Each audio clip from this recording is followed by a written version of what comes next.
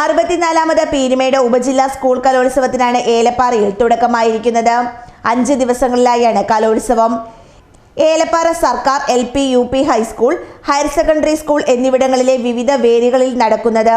പീരുമേട് ഉപജില്ലയ്ക്ക് കീഴിലെ 83 സ്കൂളുകളിൽ നിന്ന് 4000-ഓളം കുട്ടികളാണ് വിവിധ മത്സരങ്ങളിൽ പങ്കെടുക്കുന്നത്. പ്രശസ്ത സിനിമാ താരം ശരത് ദാസ് കലോത്സവത്തിന്റെ ഉദ്ഘാടനം നിർവഹിച്ചു.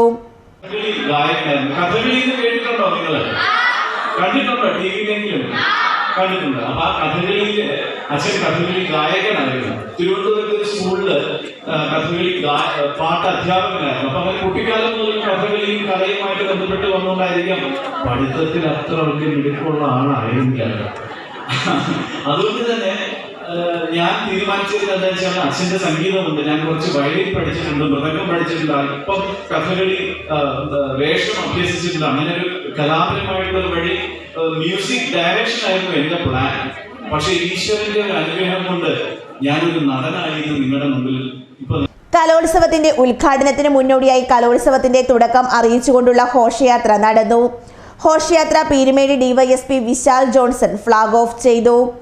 ഏലപ്പാറ സ്കൂളിൽ നിന്നും ആരംഭിച്ച് ടൗൺ തിരികെ സ്കൂളിലെത്തിയാണ് ഘോഷയാത്ര സമാപിച്ചത്.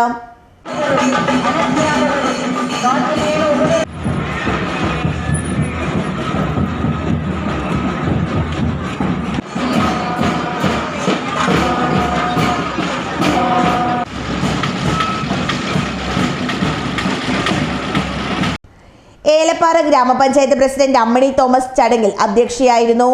കോവിൽമല രാജാവ് രാമൻ രാജമനാൻ മുഖ്യ അതിഥിയായിരുന്നു. ഇടുക്കി ജില്ലാ പഞ്ചായത്ത് അംഗം ആശ ആന്റണി മുഖ്യപ്രഭാഷണം നടത്തി. പീരുമേട് AEO M രമേശ് കലോത്സവ സന്ദേശം നൽകി.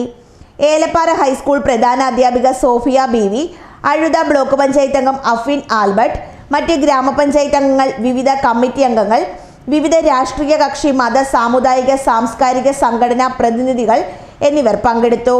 അതിന്റെ ഭാഗമായി ഫ്ലാഷ് മോബും നടന്നു. News bureau, Elappara.